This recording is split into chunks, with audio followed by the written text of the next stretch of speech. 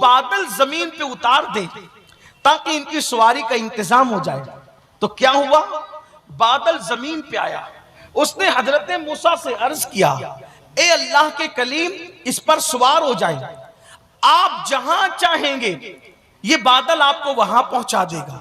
حضرت موسیٰ سوار تو ہو گئے، سوار ہونے کے بعد آپ نے اللہ سے عرض کی مولا یہ بندہ ایک عام سا بندہ دکھتا ہے لیکن اس کی دعا میں اتنا اثر ہے کہ اس نے بادل کو زمین پہ بلایا تو بادل زمین پہ آ گیا۔ ارشاد ہوتا ہے موسیٰ اگر یہ آسمان کو بھی زمین پہ بلائے تو ہم آسمان کو بھی زمین پہ اتار دیں۔ کہ مولا اس کی اتنی سنی کیوں جاتی ہے؟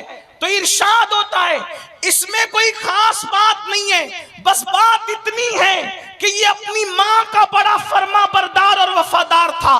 ماں کی اتنی خدمت کی، اتنی خدمت کی، اتنی خدمت کی کہ اس کی ماں اس سے راضی ہو گئی اور مرتے مرتے اس کی ماں نے دعا کی اے اللہ میرے بیٹے نے میری خدمت کا گویا حق ادا کیا، میں دعا کرتی ہوں یہ تجھ سے جو دعا کرے تو اس کی ہر دعا کو قبول کر لینا۔ یہ اس کی ماں کی دعا کی برکت ہے، یہ جو مانگتا ہے ہم اس کو عطا کر دیتے۔ یہ ماں کی دعا کی برکت، باپ کی دعا کی برکت۔ تو دعائیں لیجئے تو کتنے ہو گئے؟ 3 بڑے گناہ، شرک ہوا، نماز کا ترک کرنا ہوا، ماں باپ کی نافرمانی۔ چوتھا بڑا گناہ اللہ کے رسول علیہ السلام فرماتے ہیں جو شراب پیے، جو شراب کا عادی ہو جائے اللہ نے اس پر جنت کی خوشبو بھی حرام کر دی۔ جو شخص شراب کا عادی ہو جائے، نشے کا عادی ہو جائے، یہ کبیرہ گناہوں میں سے اللہ نے اس پر جنت کی خوشبو بھی حرام کر دی۔ آج کل نشہ بڑھتا جا رہا ہے اور خاص طور پر اسلام کے دشمن لوگ، دشمنان اسلام مسلم محلوں میں، مسلم علاقوں میں، مسلم بستیوں میں نشے کو پرموٹ کر رہے ہیں تاکہ کسی طرح مسلم جوان نشے کے عادی ہوں، کیونکہ وہ جانتے ہیں کہ مسلمان جوانوں کے پاس اللہ نے اتنی صلاحیت دی ہے، اللہ نے ان کو اتنا ٹیلنٹ عطا کیا ہے کہ یہ پڑھیں گے تو ان کے مقابلے میں کوئی پڑھ نہیں سکتا، یہ تجارت کریں گے تو ان کے مقابلے میں کوئی تجارت نہیں کر سکتا، یہ سیاست میں آئیں گے تو ان کے مقابلے میں سیاست میں کوئی ٹک نہیں سکتا۔ یہ بات ہے مسلمانوں، اس لیے آج ہمارے جوانوں کو نشے کا عادی بنایا جاتا ہے۔ کہیں پر گولیاں بیچی جا رہی ہیں، کہیں گانجا بیچا جا رہا ہے، کہیں چرس بیچا جا رہا ہے، کہیں شراب بیچا جا رہا ہے، کہیں ایم ڈی کا نشہ ہو رہا ہے، کہیں پر معاذ اللہ ہیروئن کا نشہ ہو رہا ہے، اور یہ باضابطہ طور پر ایسے زر خرید غلام ہمارے نوجوانوں کے درمیان بھیجے جاتے ہیں منصوبہ بند طریقے سے۔ کوئی جوان اگر با اخلاق ہو، با کردار ہو، خوبصورت ہو، جس سے ترقی کا اندیشہ ہو کہ یہ ترقی کرے گا، یہ آگے بڑھے گا، یہ پڑھے گا آگے بڑھے گا، تجارت کرے گا آگے بڑھے گا، اس طرح کے معاملات جن کے ساتھ ہوتے ہیں ان کو نشے کا عادی بنایا جاتا ہے، ناکارہ بنایا جاتا ہے۔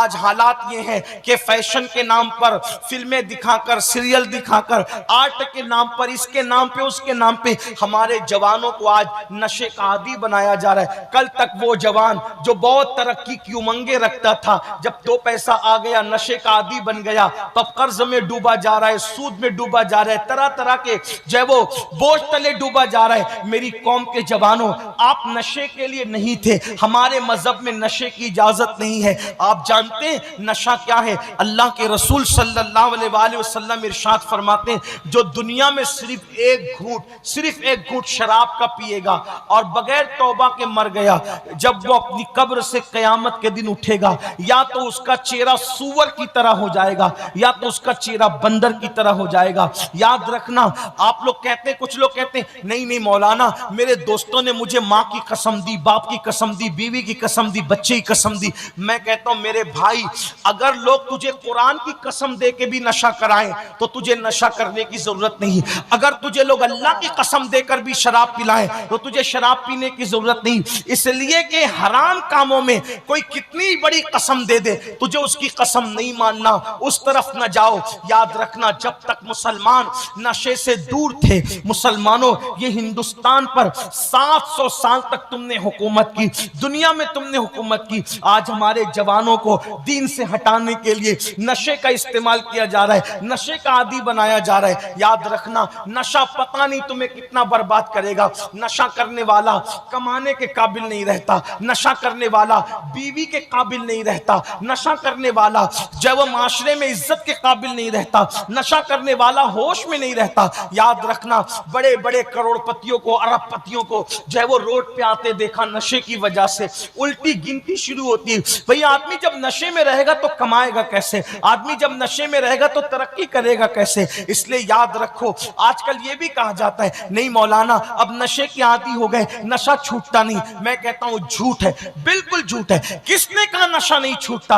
अरे नादान, जब मां का दूध छोड़ने पे छूट सकता है तो फिर कौन सी चीज है जो नहीं छूट सकती? मां की दूध से बढ़ करके लजीज ग़िज़ा कौन है? जब इतनी लजीज चीज छोड़ी जा सकती है और छूटी जा सकती है तो वो शराब के कड़वे घूंट क्यों नहीं छूट सकते, इंजेक्शन क्यों नहीं छूट सकते? इंसान तू तय कर ले, मेरे भाई तू तय कर ले। और मैं अपने नौजवानों से भी कहता हूं, अगर कोई बंदा तौबा करके अच्छे रास्ते की तरफ आए, उसको ताने मत दो, उसको ढकेलो मत। याद रखना, कभी कभी ऐसा होता है कि सुधरने वाला सुधरना चाहता है लेकिन हमारा जालिम माशरा उसको सुधरने नहीं देता। मेरे आका सल्लल्लाहु अलैहि वसल्लम के दीवानों, अगर तुम नशा करोगे ना, हुजूर नाराज होंगे, हुजूर बेजार होंगे। अल्लाह के रसूल ने इरशाद फरमाया, जो नशा करता है अगर बीमार पड़े तो उसको देखने मत जाओ। अल्लाह के रसूल ने फरमाया, नशा करने वाला मर जाए, इबरत के लिए उसका जनाजा ना पड़े, ये फरमाया। हालांकि हम हनफी होने के एतबार से इससे बगावत नहीं करते कि कबीरा का कितना ही बड़ा मुर्तकिब होगा उसका जनाजा पढ़ा जाएगा, लेकिन अल्लाह के रसूल अलैहिस्सलाम ने जो है वो इबरत के लिए फरमाया कि जो नशा करते हैं उनको बेटियां ना दो, बीमार पड़े देखने मत जाओ, वो कर्ज मांगे उनको कर्ज मत दो, भूखे उनको खाना मत खिलाओ, मर जाए उनके जनाजे मत जाओ, क्योंकि ताकि लोगों को इबरत हो। मुसलमानों, आज क्या हो गया है, तेजी से नशा बढ़ता जा रहा है। स्कूल पढ़ने वाले हमारे बच्चे नशे में डूब रहे, कॉलेज पढ़ने वाले बच्चे नशे में डूब रहे। नशे को क्या समझ रखा, ये फैशन नहीं है, ये अंदर से आपको खोखला करता है, आपके फेफड़े खराब होते हैं, कैंसर का मर्ज पैदा होता है, बड़ी बड़ी बीमारियां पैदा होती है। एक बाजीर है तो बनाने वाला कौन है? अल्लाह। और उसने बनाया तो फिर बनाने वाला अल्लाह इस्लाम भी बेचता है, कुरान भी बेचता है। तो जो हमारी सेहत के लिए मुफीद था वो हमारे लिए हलाल कर दिया, जो हमारे लिए मुजिर था वो हमारे लिए हराम कर दिया। अब मुझे हैरत इस बात पर है कि लोग मोबाइल को तो पानी से बचाते हैं लेकिन अपने आप को नशे से क्यों नहीं बचाते? कितने नादान हो। अरे मोबाइल पानी में जाएगा तो वो मोबाइल खराब हो जाएगा और तुम नशा करोगे तो तुम्हारे जिस्म की मशीन खराब हो जाएगी, जल्दी मरोगे, जल्दी बीमार पड़ोगे, तबाह हो जाओगे, बर्बाद हो जाओगे। इसलिए तौबा करो। ये शराब, ये नशे की चीजें तुम्हें बीमार करती है, तबाही के दाने। अरे कम से कम अपना नहीं सोचते, अपने बच्चों का तो सोचो कि तुम्हारे बच्चे जब स्कूल जाते हैं तो तुम्हारे बच्चों को चिढ़ाया जाता है, ये शराबी का बच्चा आया, ये शराबी का, इसका बाप तो नशा करता है। जब तुम नशा करोगे तो तुम्हारे बच्चे एहसास कमतरी का शिकार होंगे, एहसास कमतरी का शिकार होंगे तुम्हारे बच्चे, वो नशा करने वाले की औलाद कहलाएंगे। फिर उसके बाद जब वो जवान होंगे तो अच्छे घराने का रिश्ता तुम्हारे बच्चों को नहीं आएगा। लोग कहेंगे इसका बाप तो शराब पीता है, इसका बाप तो नशा करता है, तो अच्छे घराने के रिश्ते नहीं आएंगे। तुम्हारे चंद गलतियों की वजह से बचपना खराब हुआ, जवानी खराब हुई, अब आगे की जिंदगी भी उनकी तबाह और बर्बाद होगी। इसलिए कम से कम अपने बच्चों का ख्याल करो, कम से कम अपनी बीवी का ख्याल करो, कम से कम अपने बच्चों के मुस्तकबिल का ख्याल करो। मुसलमानों, याद रखो, सब कुछ अपने शौक ही नहीं है, सब कुछ अपना ज़ौक ही नहीं है। अल्लाह की बारगाह में तौबा करो, बदलो, इनकलाब पैदा करो। अल्लाह पाक इरशाद फरमाता है, अगर तुम बड़े गुनाहों से बचोगे तो अल्लाह तुम्हारे दूसरे गुनाहों को यूं ही माफ कर देगा, कफारा बना देगा, और अल्लाह ताला तुम्हें जन्नत जिसे कहते हैं, इज्जत की जगह तुम्हें दाखिल फरमाएगा। मेरे प्यारे आका सल्लल्लाहु अलैहि वसल्लम के प्यारे दीवानों, आइए एक गुनाह का जिक्र और सुन लें, फिर मैं अपनी गुफ्तगू समेट लेता हूं। पांचवा बड़ा गुनाह, झूठी कसम खाना। हर फोन, हर स्क्रीन आज एक पोटेंशियल क्राइम सीन है। जो काम आपकी गोलियां नहीं कर पाएंगी उसे हम हैकिंग से।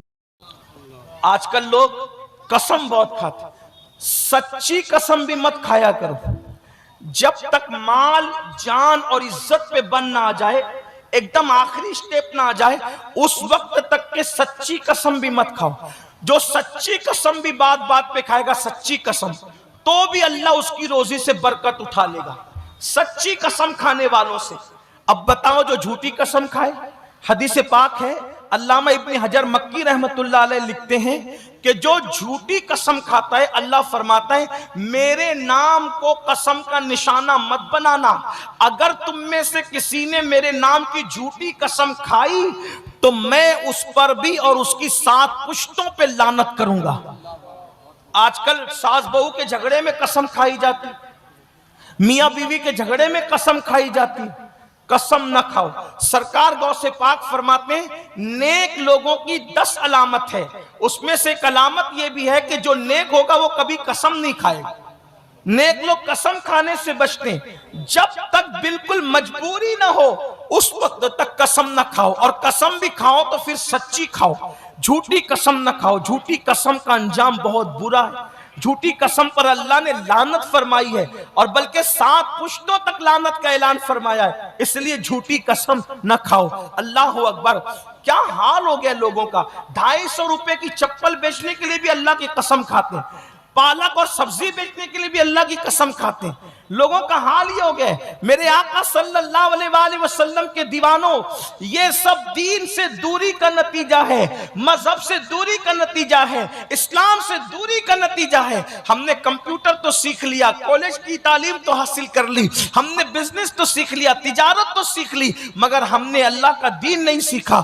جو ڈگریاں صرف قبر کے باہر کام آئے گی، ان ڈگریوں کے لیے 25 سال لگا دیے، اور جو دین کی ڈگری قبر کے اندر جائے گی ہم نے اس کے لیے کوئی توجہ نہیں کی۔ یاد رکھیے، دین کی قدر کیا کی، دین کی اہمیت کیا کی، دین کی کیا قدر جانی، کوئی قدر نہیں جانی، بلکہ آج کل فکر تو یہ بن گئی، ارے مولانا یہ دین کیا چیز ہے، یہ سب مولوی مولانا لوگ جانے، ہم کیا جانے، ہم تو دنیا دار لوگ ہیں۔ لا الہ الا اللہ، استغفر اللہ۔ یاد رکھنا یہ دین ہی ہے، دین جس نے عرب کے بوریا نشینوں کو قیصر و کسریٰ کا تاجدار بنایا، یہ دین ہی ہے، دین جس کی وجہ سے آج ہم مسلمان کہلاتے ہیں، یہ دین ہی ہے، دین جس کی وجہ سے آج انشاءاللہ ہم مسلمان کہلانے، مومن کہلانے، اور کل انشاءاللہ اسی کی برکت سے ہم جنت میں جائیں گے۔ دین کی برکت سے، مذہب کی برکت سے، مسلک کی برکت سے، اسلام کی برکت سے انشاءاللہ جنت میں داخلہ نصیب ہوگا۔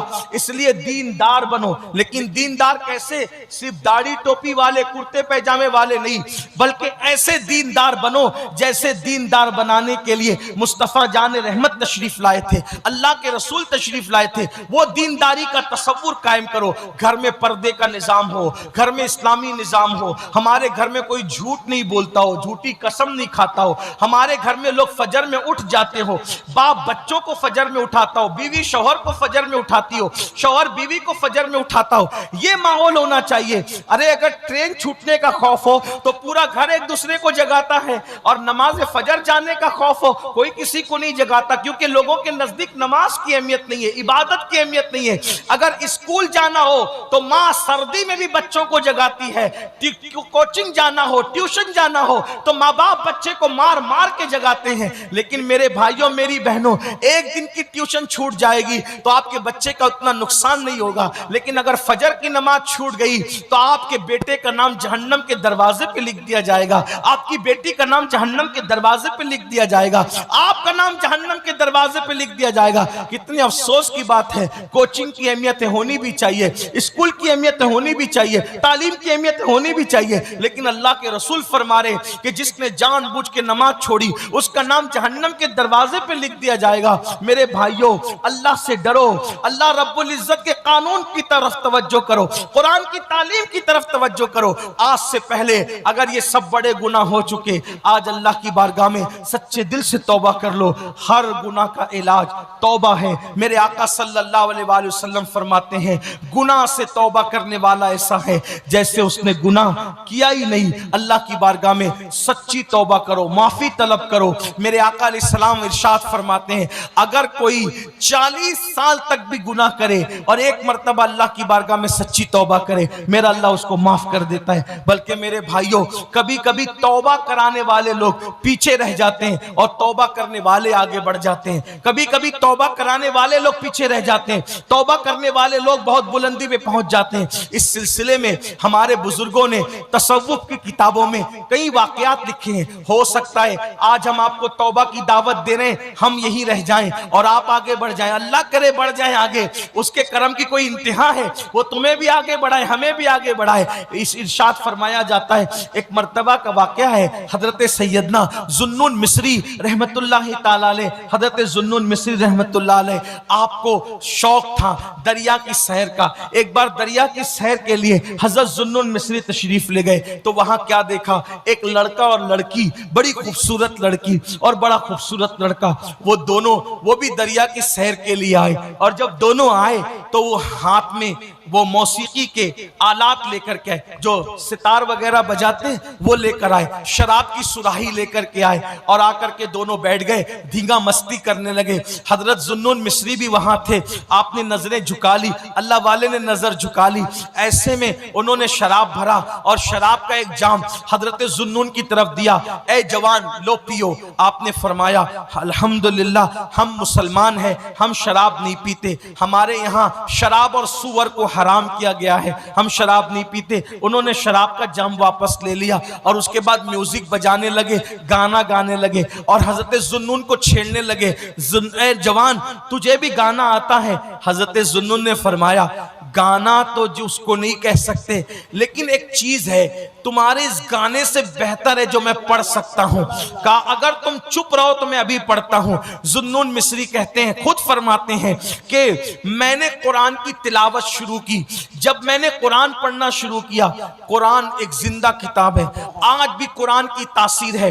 अगर सही लबो लहजे में दिल से कोई पढ़ दे, आज भी जिंदगियां बदल जाए, जिंदगियों में इनकलाब आ जाए, जिंदगियों में तब्दीली आ जाए। मेरे आका अलैहिस्सलाम के दीवानों, अफसोस है जिस कौम के पास कुरान जैसी जिंदा किताब मौजूद है, आज वो कौम नाविलों में, फिल्मों में, गानों में उलझी हुई है।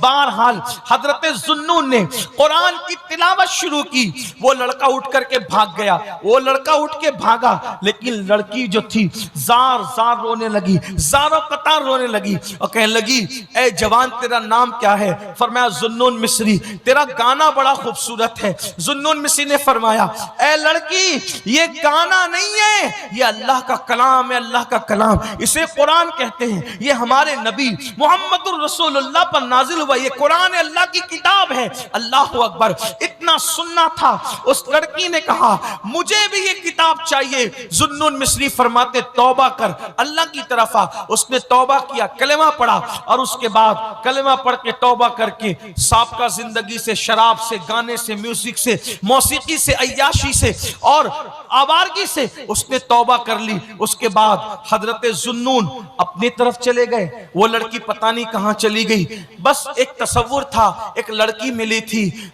दरिया के किनारे, मेरे लिए खाना नाजिल कर, बस इतना कहना था कि आसमान से एक दस्तरखान उतरता हुआ नजर आया, उसमें अंगूर के खोशे थे।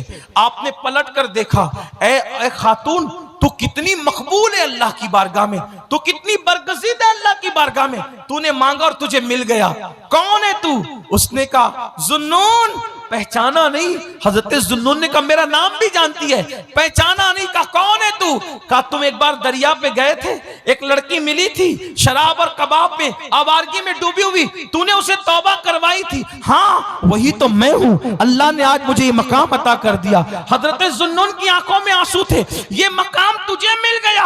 हाँ हाँ मुझे मिल गया, जिस दिन मैंने तौबा की थी उसी दिन अल्लाह ने मुझे अपनी दोस्ती का मकाम और मर्तबा अता कर दिया। सोचो ऐसे ऐसों ने तौबा की, अल्लाह ने उनको ये मकाम अता फरमाए। मेरे भाइयों, मेरी बहनों, सरकार मदीना कॉन्फ्रेंस में आए हो, अल्लाह की बारगाह में सच्ची तौबा कर लो और अपनी जिंदगी को बदल दो, अल्लाह तुम्हें भी बड़े मर्तबे अता करेगा।